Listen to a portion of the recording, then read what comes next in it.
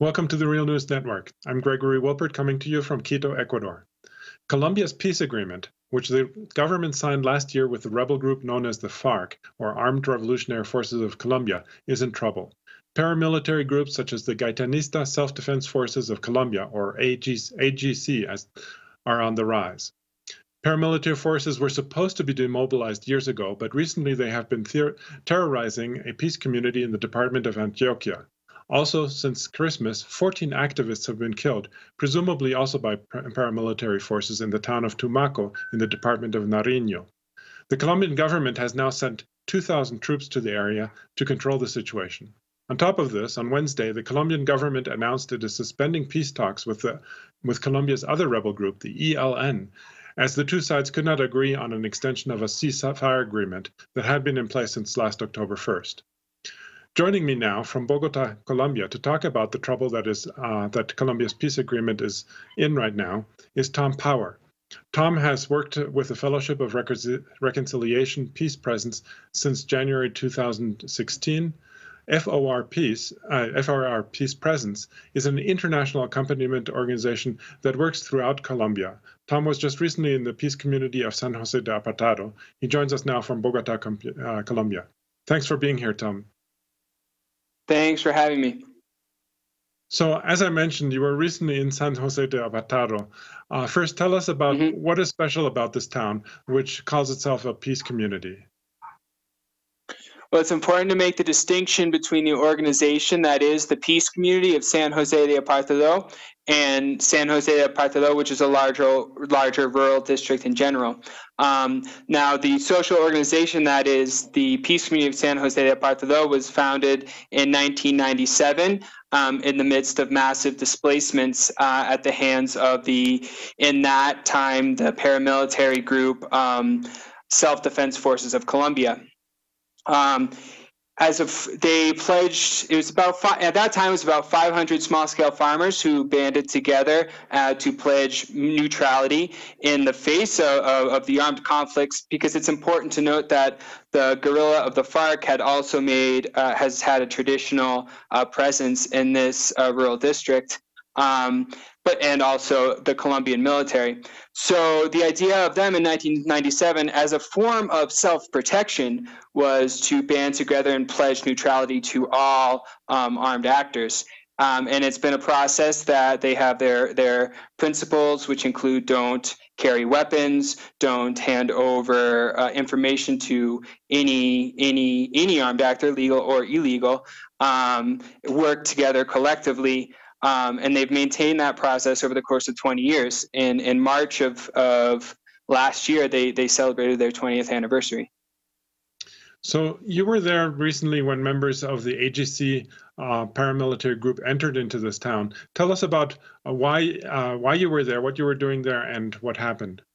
So my organization, Fellowship of Reconciliation, was called International Accompaniment, as you touched on in the intro, and kind of our accompaniment is based also in certain principles, the most important being no interference and neutrality, political neutrality. We don't engage in the internal process of the community and things of that nature.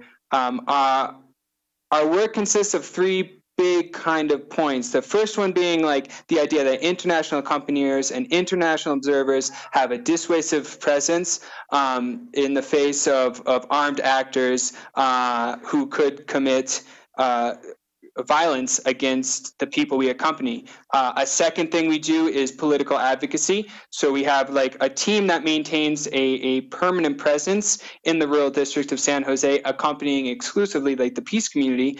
And that team is on the ground doing that physical presence. But we also have a team in Bogota that maintains meetings and contacts with the diplomatic corps and with state entities to make visible some of the issues from some of the observations we make in terrain. And we also inform our international base on current events or concerns we might have, or just general news of the people we accompany, which includes the peace community and other processes as well throughout Colombia.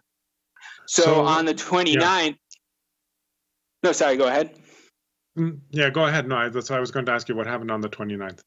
Right, exactly. So basically, because we maintain that permanent presence, I was just normally there as I would be in our house at that point in the largest settlement of the peace community, which is called San Josecito.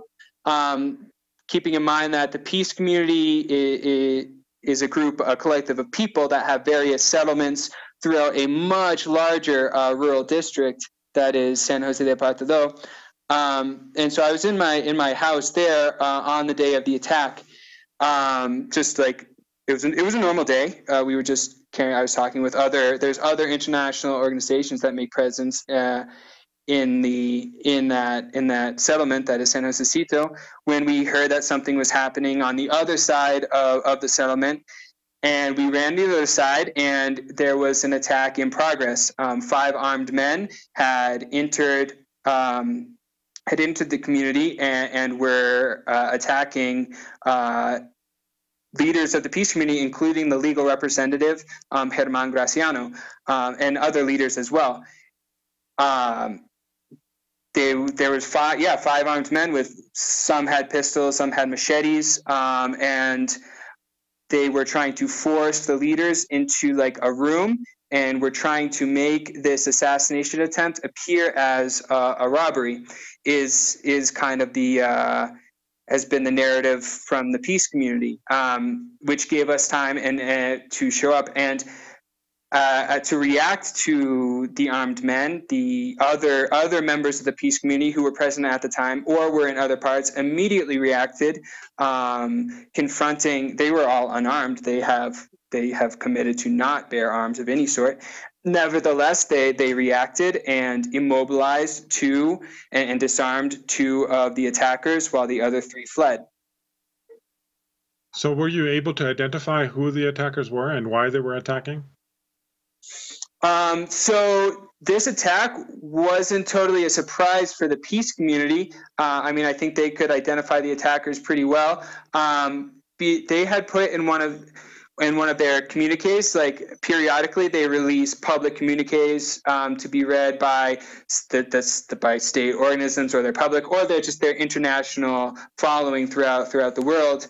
And they had knowledge of a plan to assassinate the legal representative Germán Graciano, to make it appear as a robbery, in a communique that they put out on the 21st of December. And so how do such incursions affect the peace agreement between the Colombian government and the FARC? I mean, is there a connection? And if so, what? Well, I think this is very emblematic of a phenomenon that you're seeing throughout Colombia, of like the targeted assassinations of social leaders.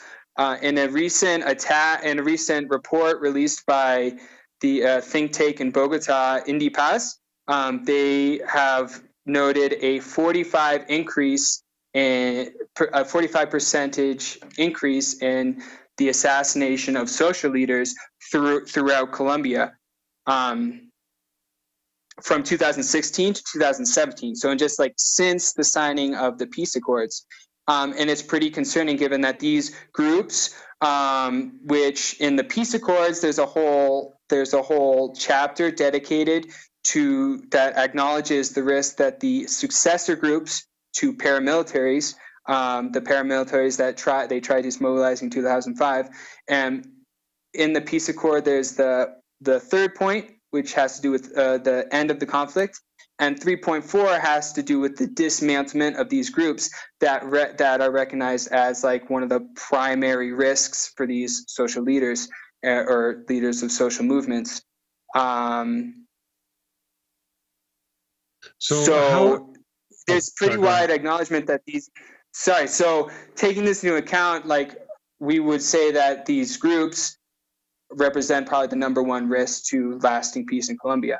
So how is the government reacting to this increase in what's presumably paramilitary activity?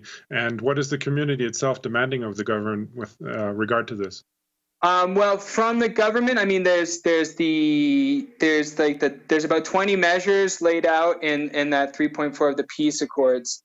And so they're in a process of implementing that. I think at a public level, I think we're definitely seeing like mixed messages. I know that recently the president has put out an executive order about the protection of social movements. At the same time, we're concerned about the discourse, for example, of the defense ministry, who has recently gone on the record saying that the assassination of these leaders has to do with problems between neighbors, with problems between women, with drug trafficking, which, well, I think that that was like a concerning statement, seeing like that this also could be perceived as like a targeted, systematic assassination of social leaders, and also given the reaction of the governor of Antioquia after the attack on the peace community in San Jose de Apartado,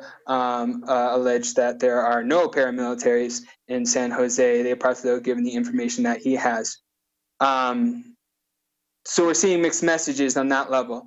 We know that we've observed, seemingly from this group, if you call it paramilitaries, if you call it anything else, in at least in the rural district of San Jose, we are seeing like this phenomenon there, as well as other parts of the country, of like the FARC leaving and these other groups filling up the power vacuum that exists. And we've seen that this group perhaps could have intentions of territorial control. So the fact that these groups are growing in power, and the question would be, what are the strategies from the authorities of the zone that are in charge of providing security, such as the police, the military, and what strategies they have. I mean, look, there's like 20 measures just in the peace accords themselves, but I think we're at this point, if we're seeing a 45% increase in the killings of human rights defenders, if it's not the time to be asking ourselves if there's other strategies, or if there's other people, other voices that have other ideas to dismantle these groups that once again represent probably the #1 threat to lasting peace in the country. Just one last question. Do you see anything that the Trump administration could or should not be doing with regard to the increased killings of social leaders? Definitely, like whatever the State Department could do to pressure, to assist the Colombian state institutions to investigate and dismantle these groups. Whether it be within the framework of what's in the peace accords, or whether there's other actions that could be coming out, perhaps of the General Inspector's Office of Colombia to investigate and dismantle these groups. So any support or pressure that they can give to dismantle these groups. Okay. Well, we're going to continue to follow the situation, of course. I was speaking to Tom Power of the Fellowship of Reconciliation Peace Presence. Thanks again, Tom, for having joined us today. Thank you very much. And thank you for joining the Real News Network.